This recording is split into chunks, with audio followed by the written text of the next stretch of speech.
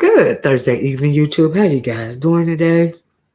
So, if you guys were with me earlier this morning, we were talking about the situation with Snoop Dogg and his apology and all of this and all that. So, as I'm going through my day, and excuse me for going on and start right now, I know other people are online.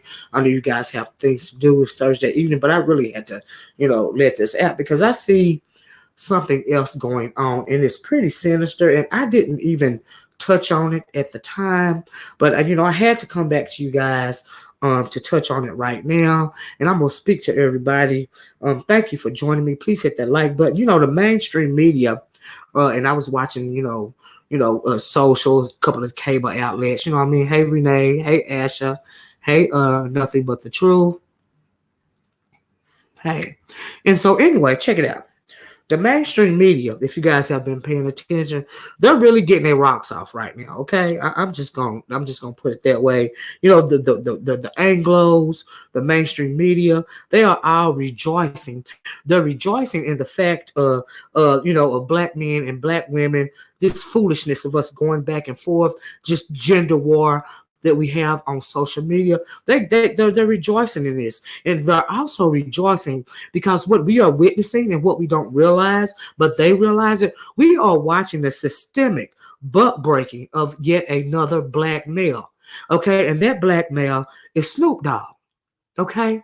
And the insidious thing about it, what's really sad about everything, is because Snoop Dogg, he has been forever, he has a large Instagram following. Snoop is known throughout the world. He's been embraced, in every country. Everybody knows Snoop Dogg, right? Okay, for his music, what he's done, in other places of the world. But we have really been watching a systemic butt breaking of Snoop Dogg for a while. Okay, the first thing they did, the first thing the system did to implement this butt breaking was to join together Snoop Dogg and what's her name, Martha Stewart. All of a sudden, Martha Stewart, she comes out saying she loves, rap music after she gets out of jail, which means she's a felon now, because she, did some kind of white collar crime, a felony white collar crime, because she was tweaking with the stock market, which means she was tweaking with the money. You see what I'm saying? So they're going to join her up with Snoop Dogg. Okay, we know that America always has a negative stereotype towards the black man. He's a sexual deviant. He's a thug. He's a criminal. Do you see what I'm saying? And we even criminalize our own black men amongst one another. Here online in the black sector, there's a debate that has been going on forever. The Pookie and Ray Ray against the educated lane.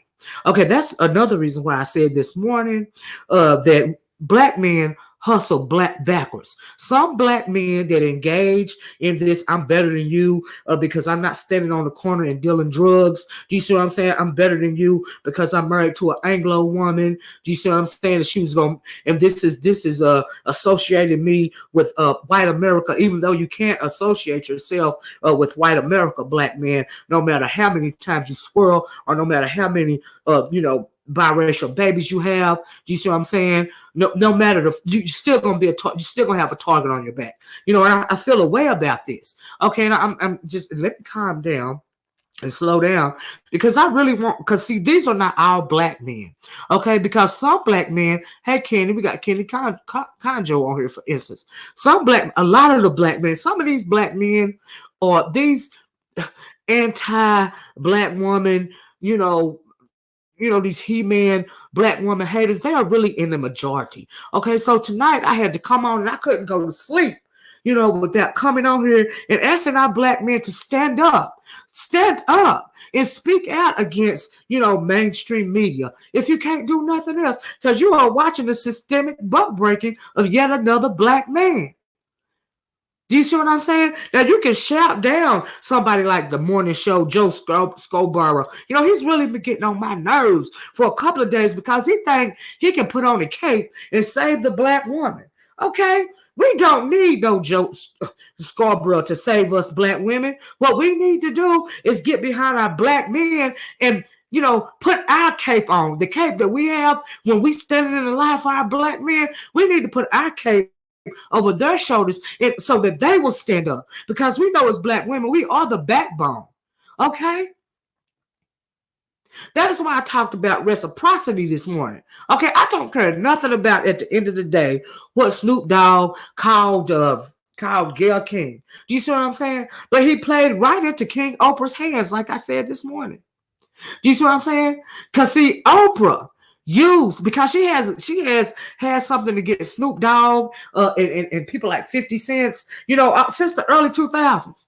And she gonna shoot, and I told you how they use Kobe Bryant. They broke Kobe Bryant, you know, when he allowed himself to do what he did with that female.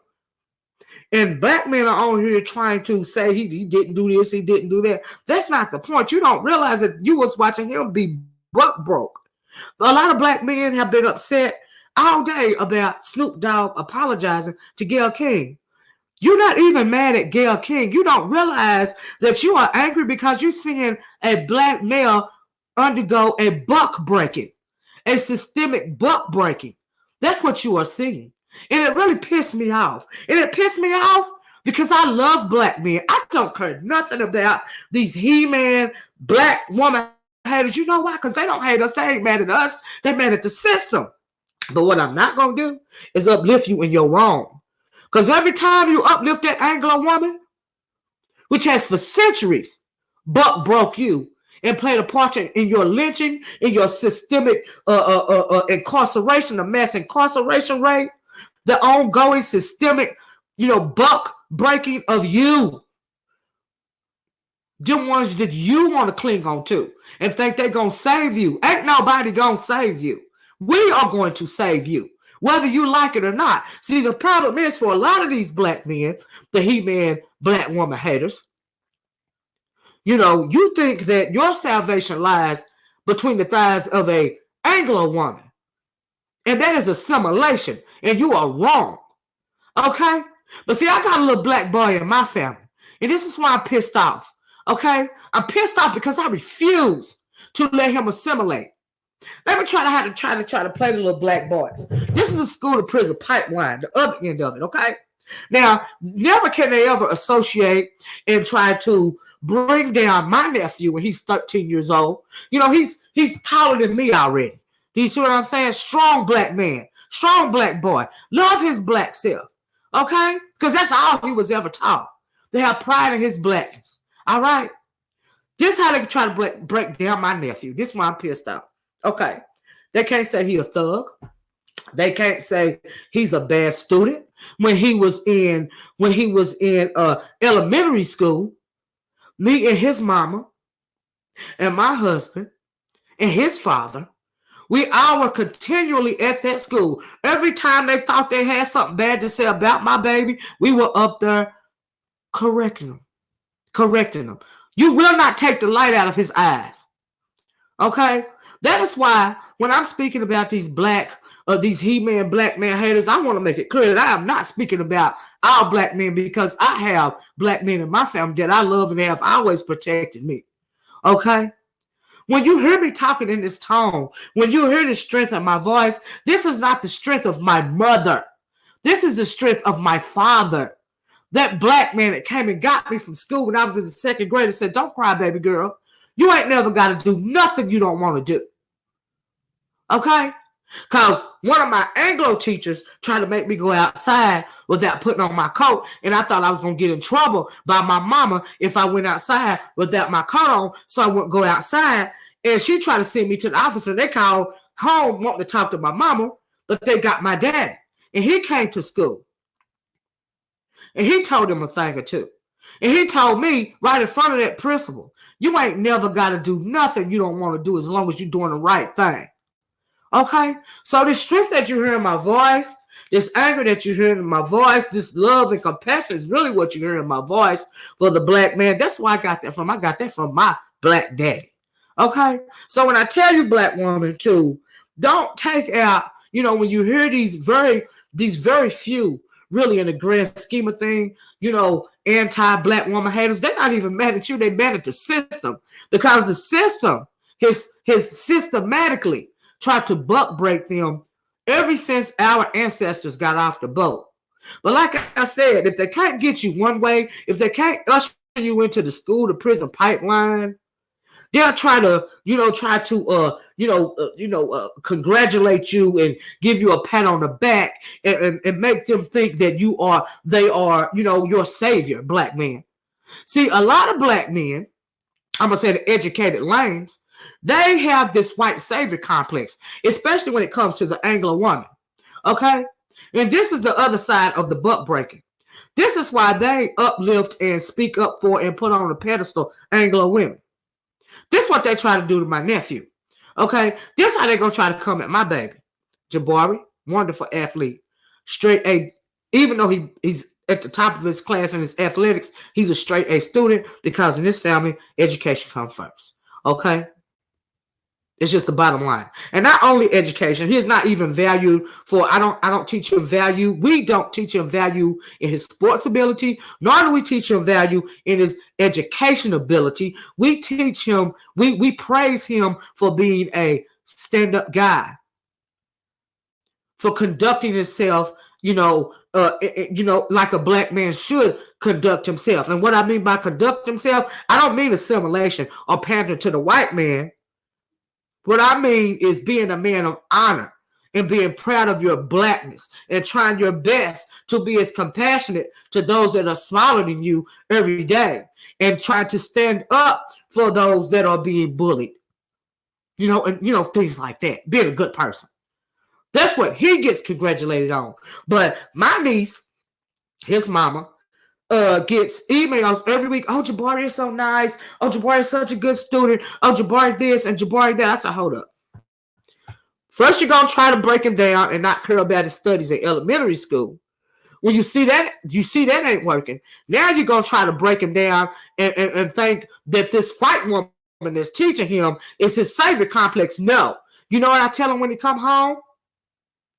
Every time he get one of those emails, if I don't tell him, his mama tell him, that's good, but watch your back. You can't trust him. Don't go for it. Do what you got to do, but don't go for it. Don't fall for the okie doke. Okay? Because we ain't going to have no Anglo saviors in this family. Okay? The women that he look up to in his life are black women like us. So we don't need your pat on the back. Thank you. But it's absolutely not necessary, because we got this. So you will not break this young buck right here. He will not have the light taken out of his eye. He will not see no Anglo woman as no savior. Okay? But unfortunately, a lot of people don't realize it till it's too late. Snoop Dogg didn't realize it. He didn't realize that King Oprah been coming for him ever since she decided that she didn't like rap music, and she didn't like the misogyny that's in rap music. Do you see what I'm saying? So she been gunning for him ever since, and now she finally got him. That's why I said this morning I won't be shocked if in a little while from now we're going to see Snoop Dogg on the Gayle King show. Okay? I wasn't surprised when I seen Joe Scarborough put on his cape to defend the black woman, as if we ever needed to defend it from them anyway. Okay. We don't need you to defend us, Joe Scarborough. We want our black men to stand up, okay, and take their rightful place. That's all the defense we need. But until we can do that, we're going to stand in the toe. We're going to put on our capes, some of us. Okay? I'm just saying, that pissed me off. I appreciate that. We are watching the systemic buck breaking of Snoop Dogg. And people is arguing back and forth. See, they took they first started, they had to just go on and do the final blow and go on and cut Kobe's head off and destroy his legacy. It is what it is. You know, he played a part in that his own self. I explained that to you this morning. We ain't go. Is he paid in full yet? I don't know. I explained that this morning. We ain't even gonna go back over. Go look at the first video. Okay? But he's still gonna pay because he put his hands on that Anglo woman.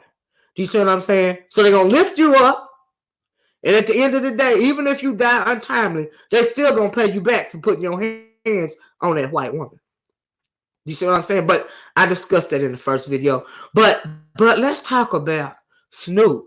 Why are these He-Man black woman haters angry at us? Okay? When you should be, okay, you angry at Gail and Oprah, okay? But all of us are not Gail and Oprah. Some of us do realize what's going on. Okay, we do realize that they are trying to buck break Snoop Dogg. That's why you mad. You ain't mad at us. You mad at them. You mad at white supremacy racism. You should be mad at them Beckys, okay, that's leading him to the slaughter. Snoop's Becky, he done been caught cheating with one of them. Please get the thumbs up. Thank you, guys. He done been caught cheating with some of them that destroyed his marriage. You know, he filming with Martha Stewart yesterday. You know, and Joe Scarborough at the same time is speaking bad about not only him, but also LeBron James. You know why he mad at LeBron?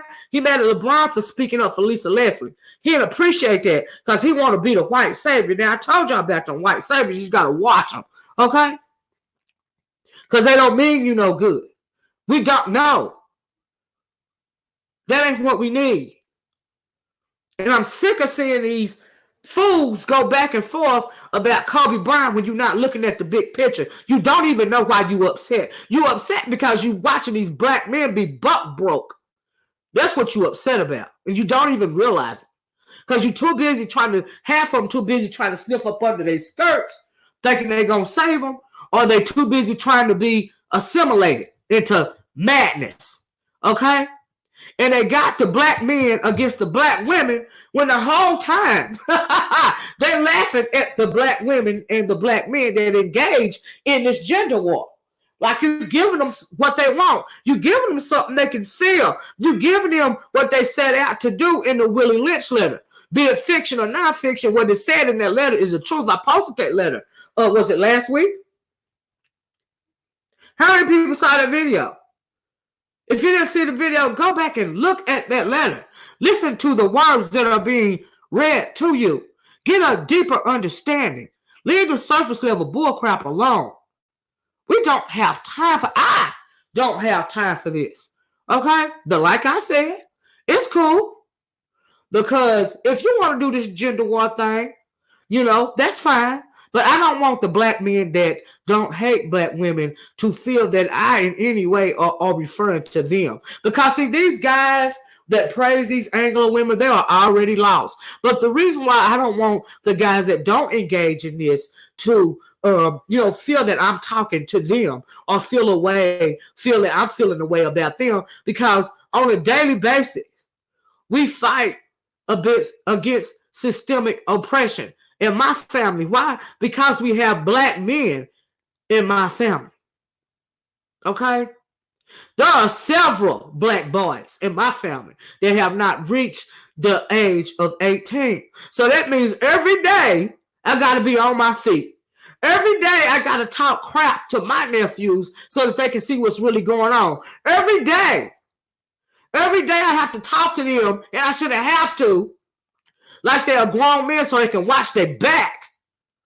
It won't fall for the okie doke. Every single freaking day. Today I had to do that. I had to discuss to them what was really going on with this freaking Kobe Bryant Snoop Dogg situation. Every freaking day is something. But that's okay. Because as long as I got breath in my body, okay? If it's got to be that way, it's going to be that way. You will not have a stronger hold. The Anglo will not have a stronger hold. I don't care what the system is over mine more than me. Okay? Because see, the thing about black people is they teach us to love everybody. Okay? You lynch my people, I still gotta love you. You shoot down little black boys, in the middle of the street, You kill 11-year-old boy named Tamir Rice on the playground for playing with a toy gun. You shoot down Michael Brown in the street, leave him laying there bloody and bleeding for 4 hours, and don't nobody come and help him. You killed Trayvon Martin with impunity because he was cutting through the back of the yard because he had on a hoodie and he was going to get skills. And I still gotta love you. I don't think so. I don't think so. I'm not teaching mine to love everybody. I'm teaching mine to love their goddamn self and love their people. And if that calls me racist, I'll be there. Okay. You racist, Libby. I should have fuck am. And what you gonna do about it? I'm just saying. Excuse me for cursing. But I'm a little upset right now. I'm a little upset because we are watching the butt breaking of a black man that said he wants to be the voice of the people. He wants to stand up. Yes, he stood up in the wrong way against the wrong people at the wrong time. You want to stand up, but you're still selling out. You can't stand up and sell out at the same time, dude. That's not possible. You can't assimilate, and deal in these wonky, race politics and still say you're the voice of the people. He don't even realize probably that he being broke right now. And it's unfortunate. And he backpedaled. He backed down. He bowed down to the system. That's why a lot of these guys are upset. They think they're upset with our black women. Don't be upset with our black women. That is not the everyday black woman, Oprah and Gail. Oprah and Gail are handmaids for white supremacy racism. Okay? And a lot of these guys on here speaking anti-black woman, you are also handmaidens for white supremacy racism. Okay? That is you. You are also helping to butt break other black men when you're telling them to go your own way. Save yourself, black man. Burn down your community. You're butt breaking yourself. You're trying to assimilate yourself out of your blackness, but guess what? Never will it ever happen. It don't work that way. The system ain't gonna let you assimilate out of your blackness. Okay? I'm just saying. Like, wake up and realize what's going on. Like I said, black man, stand up. Step into your greatness. You ain't got to be another Snoop Dogg. You ain't got to fall for the okie doke. It pisses me off when I hear other black men going at like they have the Pookie and the Ray Ray versus the educated lame debate. That really pisses me off. You know why? Because you are, you hate yourself so much that you feel like you got to down another black man for his hustle or him trying to make it. Okay? That really pisses me off. Because you are playing into the system. You are butt breaking your brother for the Anglo. That is what you are doing. When you down him, that is what you are doing. And I don't like it. And it pissed me off today because I don't like seeing this stuff. I really don't like seeing it. It's been getting on my nerves for days. That's why I got so many videos about it. Like, I literally can't let it go because it pissed me off.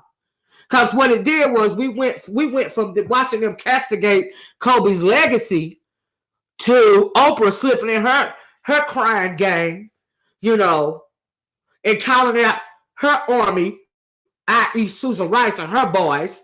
Hey, Lex, man. In order to butt break Snoop Dogg. That's what we watched. She wanted to sell her a long time vendetta. That's what the king wanted to do. The king, Oprah. That's what the king wanted. And that's what the king got. Because she's a handmaiden, like I said, once again, for white freaking primacy. Okay? You got a whole bunch of swirlers online rejoicing, rejoicing because they feel like, oh, wow, we brought, Oprah, King Oprah, and the army. They really brought Snoop Dogg the hill. We're tired of him calling us B's and H's. He's been doing it forever. He finally got put in his place. So you got a whole bunch of black women, maybe the swirlers over there, rejoicing about it in video. And make it so bad, the sad thing is that most of those swirlers, they probably have little young black boys as sons. So while you online rejoicing about Snoop being buck broke, is your son listening in the background? Is that what we doing? Are we trying to emasculate every single black male that is born into this world? Is that what we doing? I'm confused by that. And then you got the black men. Half of them probably have black sons themselves. You're telling them, you're teaching them to be ashamed of their blackness. You are doing the work for white supremacy for them. Okay? Lex Max said, I wish he stood his ground. I do too, Lex, but you know, he lost his footing a long time ago. A lot of people just didn't realize it. You see what I'm saying? Same way Kobe Bryant did. They sold to the system a long time ago. You know, but we don't have, and you know, we can't save them. It's too late for them. It's too late for a lot of these people, especially these He-Man, you know, black woman haters, you know, that we hear, you know, on here. It's really too late. But a lot of us have young black boys in our families. And we can teach them how to be stand-up black men. We can teach them that you don't have to sell, you know, your soul to the Anglo just to make it. Do you see what I'm saying? You don't have to kowtow, you know, and cater to the whims of the Anglo in order to make it. You don't have to do that. You don't have to take the light out of your baby's eyes because you don't want him to get shot in the back. You ain't got to do that. But what you got to do about his back is teach him how to properly watch his back and maneuver through this system of white supremacy racism. Teach him how not to be a victim and keep his pride at the same time. That's what we got to do. Because we don't need another generation of He-Man black woman haters.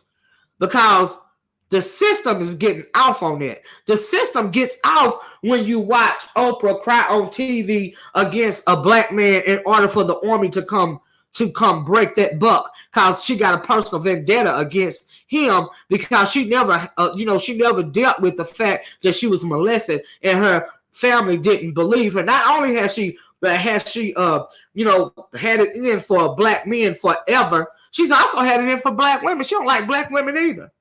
She ain't never dealt with that. Look what she did to Monique, Toni Braxton, so many other black women. You got black women cheering her on and patting King Oprah on the back. Why? She don't like you either. You see what I'm saying? So really, there's like nobody's winning in this situation. Oprah don't like her blackness so bad that when she dies, she don't really have nobody to leave it to. She had one child. Adopted one child. All her generational wealth goes right back to that Anglo community. You see how that works? That's how much she hate herself. You see what I'm saying? It makes sense. It don't make sense to me. Hey, Lady Tia, Lex says I can't send you the link here, but you will be hot seeing how they add fuel to the fire. I wouldn't be surprised, Lex. Yeah, I don't. I had put a block on the chat as far as links go, because some people like to put like pornography pages, to get your channel snatched down and all this and all that. So I just blocked all the links. That's the only reason why, because I didn't want to have to deal with that. So anyway, before I get off of here, I want to play this audio for you guys. Okay. Y'all know I'm big on some audio. And I want to play this audio for you guys because we've been talking about black boys and how we can make it so they don't have to be, broke by the system, how they can have some integrity and honor with them. So I found this TEDx talk by this young man, and I want to play it for you guys. And especially if you are a mother of a young black boy, a teenage black boy, a young black man, pay attention. Because see, we can stop this in its tracks. Before I get this far, before they become a Snoop Dogg or a Kobe Bryant or any other, black male, a He-Man black woman hater. See, we can stop that. We can stop it before it starts to fester and brew. We can offset that negative programming. by reprogramming them ourselves. And that's what I try to do in my family on a daily basis. And I want to share that with you women, because I said it before a couple of weeks ago. If we are going to save our black community, us, the women, we are going to have to do this. Because we are the ones that are having these boys at the end of the freaking day. And I'm not backing down from it. And I don't care who like it and who don't like it. They don't like when I say I'm pro-black woman. I'm pro-black, but I'm pro-black woman. First, there's a reason why that. The reason why that is because we have the strength and resilience to carry all this drama on our back and still rise. That's what we do. That's what we've been doing. It's in our blood. It's in our DNA. That's what we do. So anyway, let me find this video. Because we as black women know we don't always get to do what we want to do, but we always do what we got to do. Okay? I'm just saying. Now, if it's any drama going on in the chat, y'all gonna have to let me know. But I can't see the phone thing while I'm playing this audio. Okay, I don't think I can anyway. Yeah, I know I can't. So making it work for me says no, she do not. No, she do not. What making it work for me?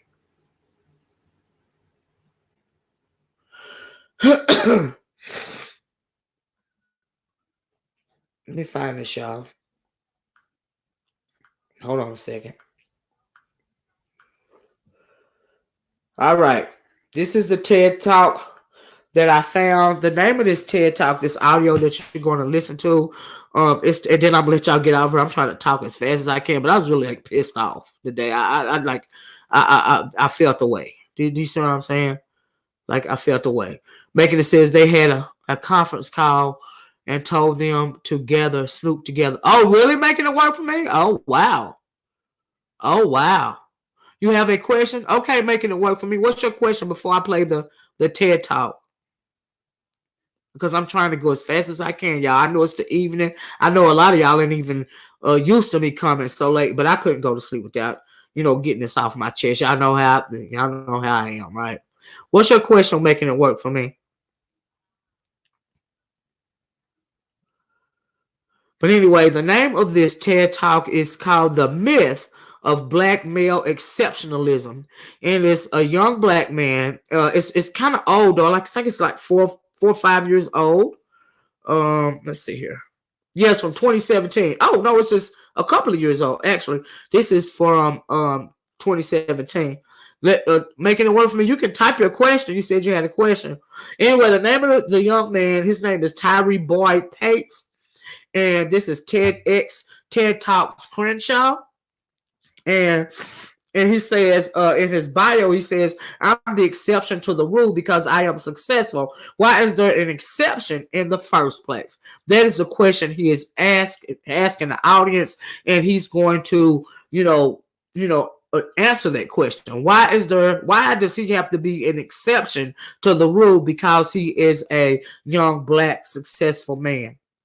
And he's also a graduate from Temple University with a master's degree in Pan-African Studies. And he's currently a professor of Africana Studies at California State University.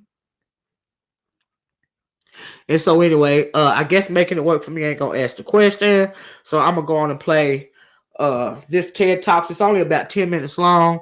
I hope you guys will listen, especially us women, because he says some really profound things in this TED Talk, and I want to share it with you guys. Okay, so here we go. Or 4.0. Hold on, I gotta start it over. We know that their lives.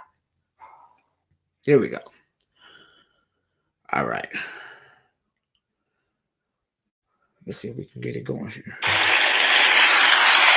All right, this is a TED Talk. Now, please hit the like button.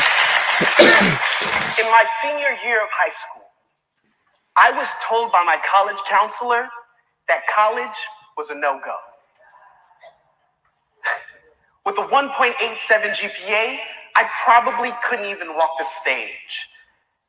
This 1.87 GPA was a culmination of 4 years of no guidance, no direction, no leadership.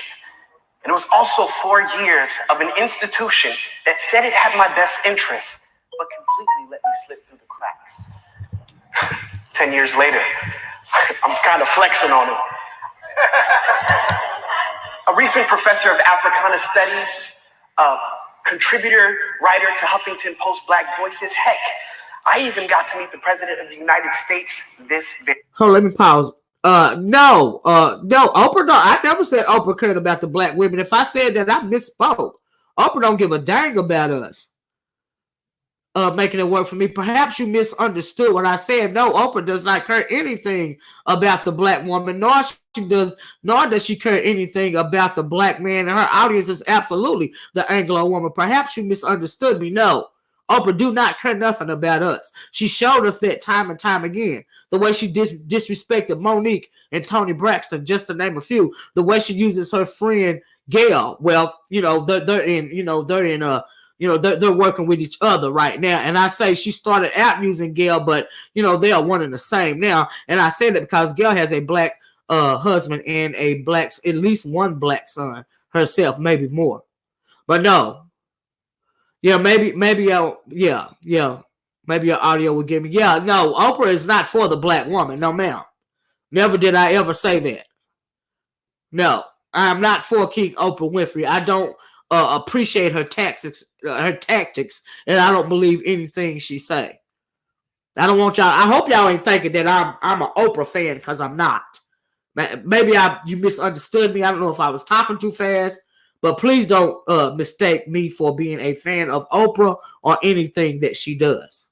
That is not what's going on here. Anyway, let's continue the TED Talks. Like I said, the name of the TED Talk is The Myth of Black Male Exceptionalism. Okay, and the speaker is Tyree Boyd Pates. Okay, so let's continue. Every week. Thank you. I appreciate that. But yet and still, I found out something. That I am an exception to a very dangerous rule. A rule that allows at least one of me and 1,000 black men who will never see the opportunity to speak to you all. Thank you, Why teacher. is that? This is the myth of black male exceptionalism. And I believe that it is fundamentally marring the ways that we perceive black boys and their futures moving forward. But how do we fix this? Well, I say that we reorient the ways that we perceive and engage black boys. And I believe that if we do so, that we can radically transform the ways that we see black boys, moving from a model of where we see their behavior, instead looking at their inherent value. And I believe, ladies and gentlemen, that if we take this on, we will collectively be able to say that Black lives matter. But Black lives can't matter until we fix the most important thing, our perception. We tend to categorize black boys based off of their appearance, their socioeconomic status, and their academic achievement. And it's very easy to do so when you find out that 54% of black boys will never graduate from high school, or only 54% of African Americans graduate from high school. That 2.5 times of black boys will be suspended more than their white peers. And 1 in 3 black males born today, yes, I said 1 in 3 black males born today will see the inside of a prison cell. How does this make you feel? I think that we have an issue of our perception, and we tend to categorize black boys for being good and being bad. The good ones are the ones who are exceptional, who tend to navigate the destructive statistics that I just shared. And the negative ones, the bad ones, are the ones that we collectively call thugs, hoodlums, gangsters, and for all intents and purposes, niggas. And if we continue to label black boys in this particular fashion, as opposed to actually analyzing the circumstances that create the 54%, I think we are completely negating the dichotomy that allows us to put them in good boxes and bad boxes altogether.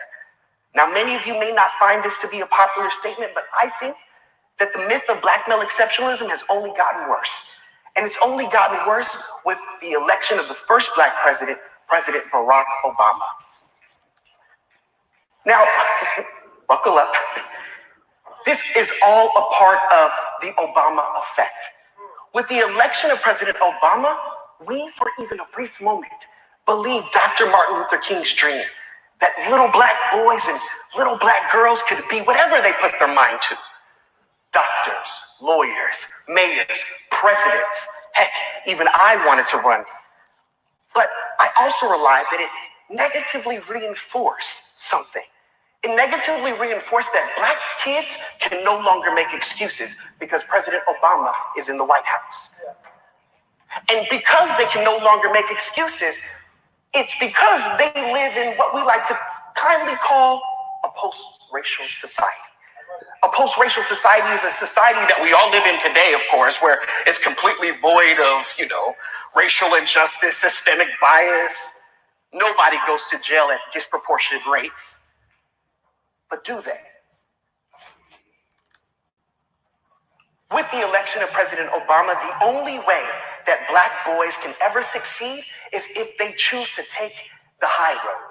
This high road, I believe, ladies and gentlemen, to the White House is a very slippery slope, and it has no staircase.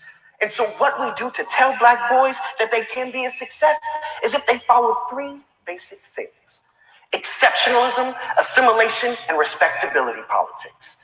Exceptionalism says that by all means, please distance yourself from anyone that you think is less than. And assimilation says, well, when you get in the room, make sure you take off as much blackness as you can so that when you walk into that space, white people feel comfortable. And respectability politics says that when you are in that room, make sure that your conduct and decorum is appropriate and that everyone looks at you as you ought to be. But that's a problem, ladies and gentlemen, because if we're telling little black boys that they have to be exceptions to the rule, assimilate, and be respectable, how can we ignore these things? The pyramid of respectability. This pyramid of respectability, whether we're conscious of it or not, we judge black men based off of this. We say that black men can either be prisoners, working class, high school grads, college grads, or the elite. And whether how high or low they go, as long as you occupy a black body, you will still be susceptible to racism. And ladies and gentlemen, I have fallen on this category, even though I may be at the tippity top, that if law enforcement sees me with a hoodie, we can all expect the results. And imagine if little black boys have to navigate this on a daily basis. Imagine how acute it becomes when law enforcement looks at this in the ways that they engage them on a daily basis. For instance, let's look at Trayvon Martin when he was walking home with just Skittles, a hoodie, and in the dark. Or what about Tamir Rice, who was playing in a park with a toy gun and was gunned down by law enforcement within 2.5 seconds? Or what about Philando Castile, who was sitting in his car with his girlfriend and his daughter in the back? Or what about Alton Sterling, who was killed for selling CDs outside of a convenience store? I think that the reason why every single one of these black men died was because black male exceptionalism. They fell on one of these categories and law enforcement saw them in this way. See, what we don't understand is victims of state violence died twice. First, they die because of flawed perception of who they are, and then they die a second time in the court of public opinion, all based off of the worthiness of the crime. This is why in 2016, you will hear, hands up, don't shoot. Hands up, don't shoot. Black lives matter. Black lives matter. Black lives matter. These are black millennials who are essentially saying that we are tired of institutions looking down on us based off of how well we perform in class, based off of how well we answer to that tail light, or how well we look at an officer without any indignation. Black Lives Matter says, let's do away with this myth of exceptionalism. And I agree. But how do we do so? I want to equip you, ladies and gentlemen, with the ways to engage with your little brothers, with your little cousins, heck, even your homeboys off the block. We do this by changing our perception of black boys altogether. Let's move away from a model that says that black boys are inherently criminal and have delinquent behaviors. And also, we should stop the blame game where we blame black boys for underperforming and meeting this negative expectation as opposed to actually looking at the circumstances that create negativity to begin with.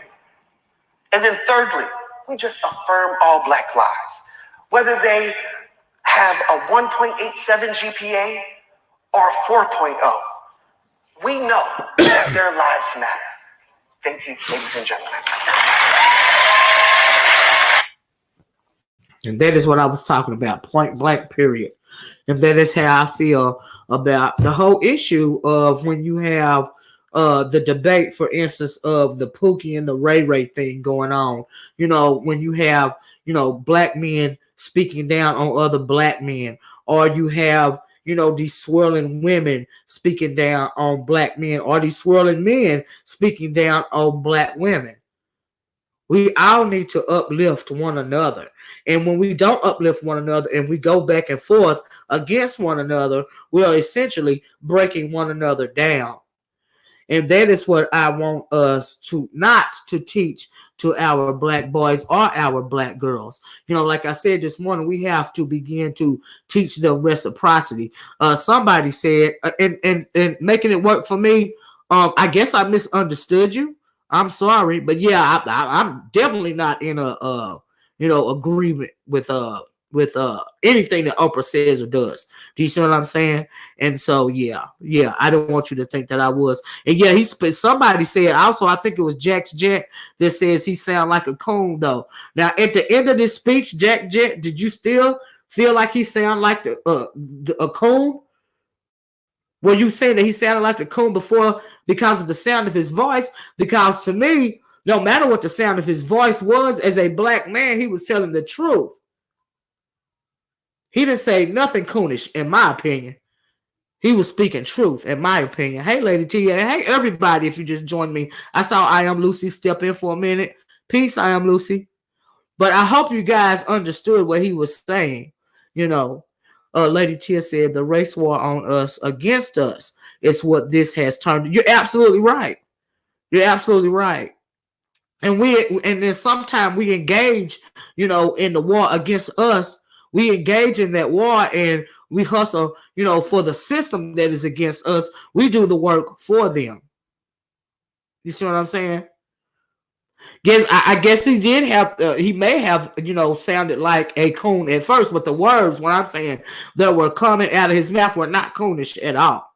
You know, because, you know, these you know, like you hear these educated lames on here talking down on the Pookies and the Ray Rays. They are what's called the exceptions to the rule. But why do they have to be exceptions to the rule? Why can't they just be, you know, a black man, whether he's a Pookie and a Ray Ray or he's a educated lame? Why can't they all just be black men? Why do we have to shout down and, you know, place judgment on one another? Because to me, that is called self-hate. You know, whether you're working in the office or you standing on the corner, if you're judging your brother or your sister for not being on the same socioeconomic status of you, that doesn't speak highly of yourself. That means you hate yourself. Because that could be you on the corner.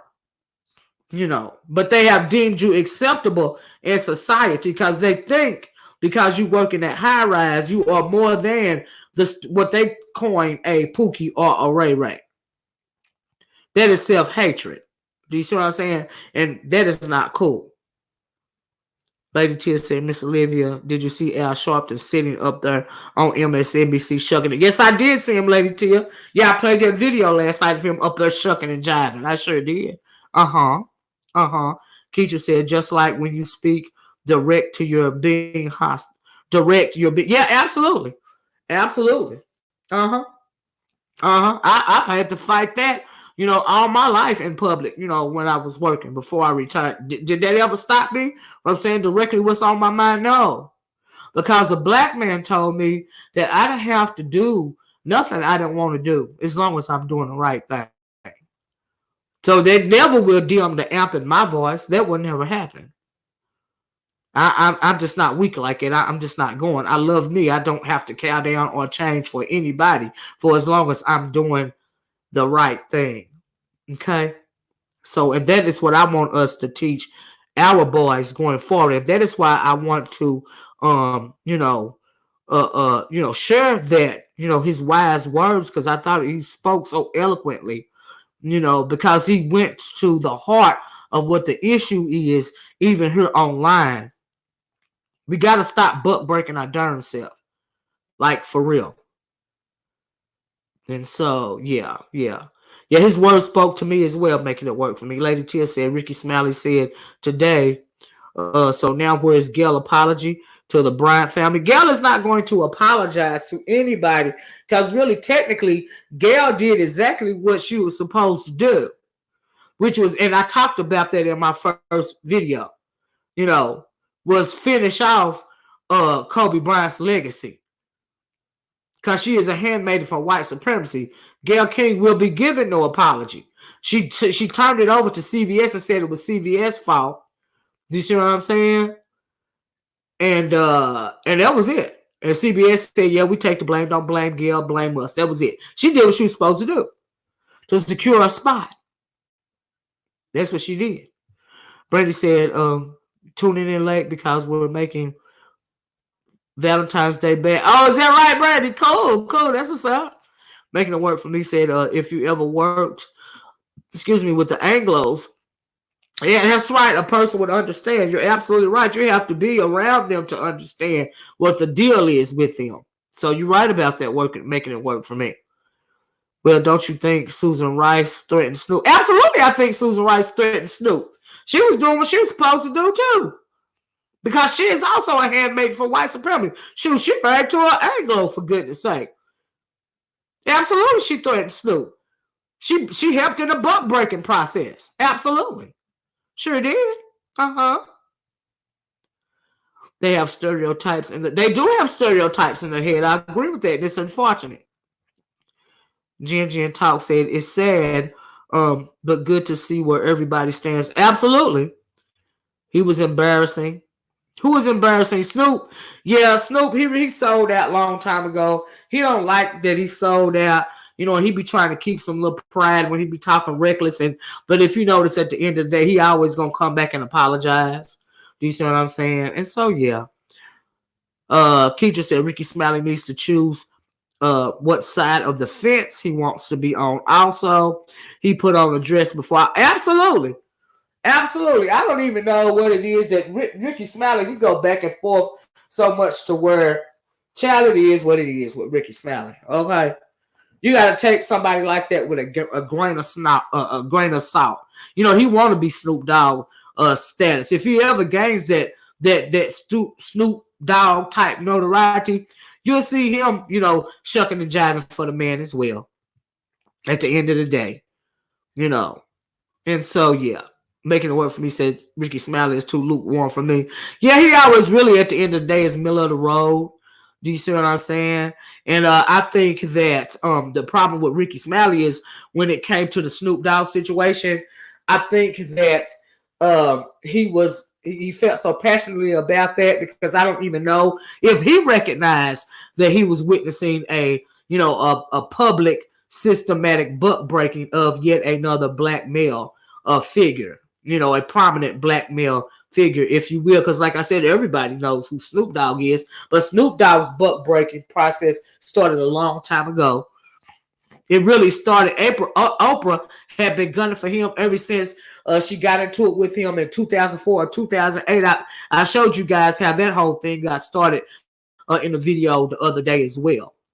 That is when his process started. Do you see what I'm saying? She took this opportunity to, to wrap up the buck breaking. Do you see what I'm saying? And I think it worked because, like I said, I'm not going to be surprised if we don't see Snoop Dogg on the Gayle King show or Gayle King doing a special, the Gayle King CBS morning show. I'm not going to be shocked if we see Snoop Dogg, up there with Gayle King in a little while, And so, but really, I wanted you guys to, hear this young man's video.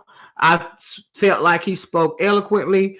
I felt like he spoke well, and it was powerful for me to hear him speak this way, because he spoke to the heart of what's really going on right now. You should not consider yourself to be an exception to the rule if you consider yourself an educated lame as opposed to a Pookie and a Ray Ray. You should not consider yourself to be, better than your average everyday black man because you have, been able to assimilate yourself into white culture, or because you're, between the legs of an Anglo woman.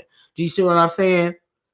You should not, feel like you are the exception because you know how to play the game of respectability politics. We don't even realize that when you're seeing something like a Pookie and Ray Ray against the educated lame debate here on Black YouTube, that is respectability politics, at play. Do you see what I'm saying? Those educated lames want to assume that they are more than the everyday average black man. But as it pertains to white society, you still just an N-word to them. All right. It don't matter how rich you are. It don't matter your socioeconomic status. It don't even matter if you're a black boule. Because at the end of the day, to the system, you're just another black man. It just don't matter to them. But she didn't say anything when Roseanne called her an ape. Are you talking about Gayle King? Did she call Gayle King an ape? Oh wow. Keisha said exactly making it work for me. And she won't say nothing to Roseanne, not even crazy Roseanne. They'd be backpedaling for the man. But y'all, thank you guys for listening to my rant, and that's what it was, a rant, because I was really pissed off when I came on here because I was like, Susan Rice did not count to me. When I came on here, like I was really upset because I was like, you know what, they book breaking this man in front of everybody. I'm like, wow, that's cold. That's cold. Do you see what I'm saying? And so I'm like, because like I said, they had been eating at me for days, and there was a whole lot of things going on at one time in this scenario. Do you see what I'm saying? And I've told you guys I've explained several of my theories to you guys, and this right here was just another example of what it is that I was seeing going on, what I was seeing at play. Do you see what I'm saying? Because you guys know I'm always down for a good theory.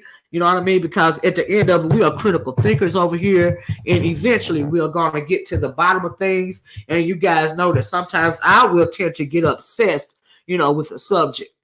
Like I haven't talked about the R. Kelly situation, in a while, and I think I'm going to talk about that possibly in my next video because there's been something else going on with him. If he breaks down and go on the show, Snoop is officially broken. You're absolutely right, making it work for me. You're absolutely right. And if my theory is true, he's going to go on that show, signifying that he is officially broken. You're absolutely right. You are absolutely right. That's why I brought it up this morning. If you guys haven't saw my video from this morning, please go take a look at that video as well. And when you're having listened to this video, you will understand, like kind of where I was coming from, why I was so agitated when I came to you guys this evening. Because like I said, I've been trying to figure out what exactly was going on with this scenario, because it really didn't have to be all this, via the death of Kobe Bryant, but I guess it did. And there were several agendas at play, you know what I mean? And so I've been trying to figure it out for days, so yeah, it's just crazy.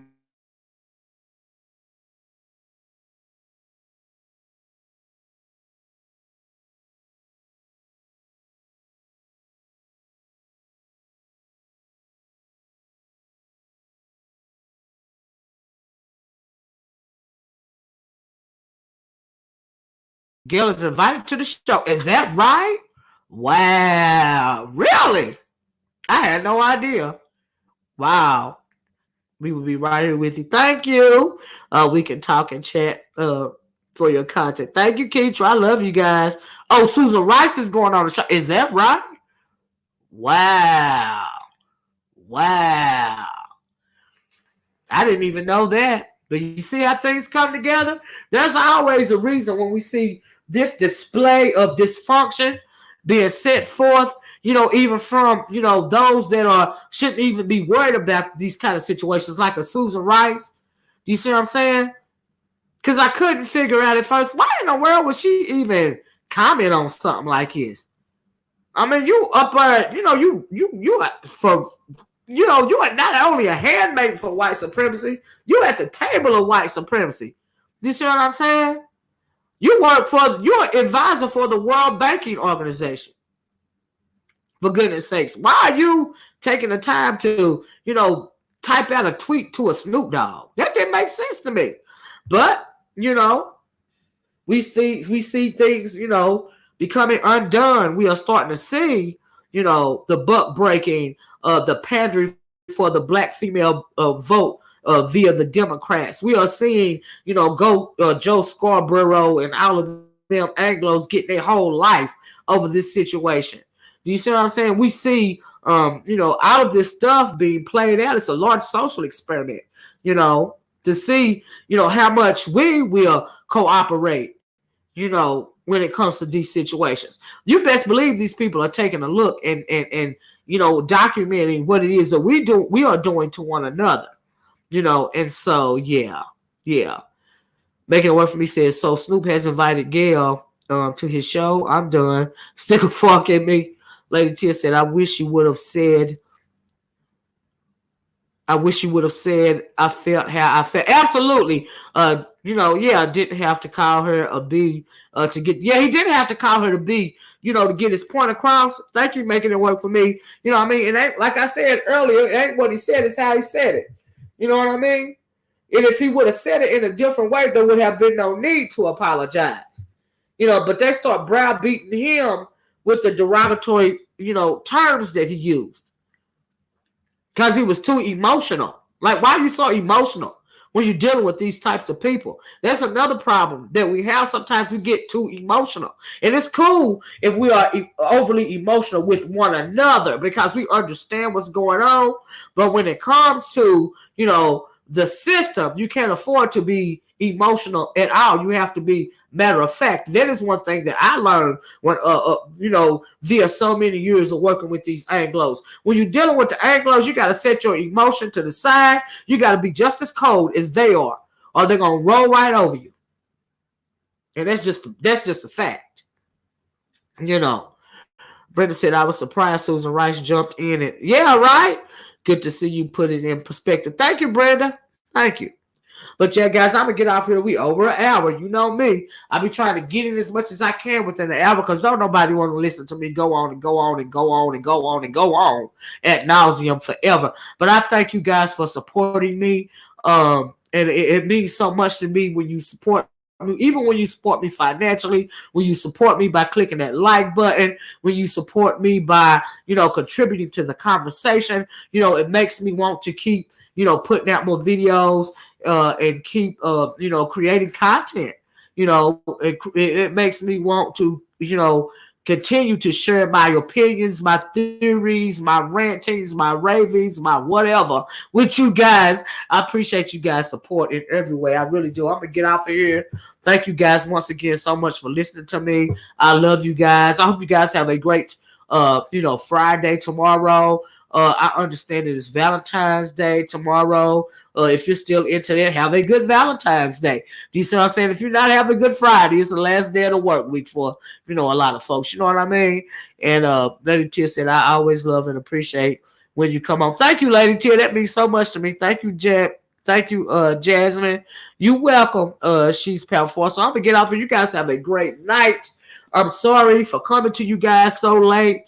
This is the second time that I came to you today. If you haven't seen that first video, please go back and look at that first video. But like I said, this whole situation has been egging me for the whole week that it's been going on. Do you see what I'm saying? And y'all know that when I latch on to something, I got to keep going till I figure it out.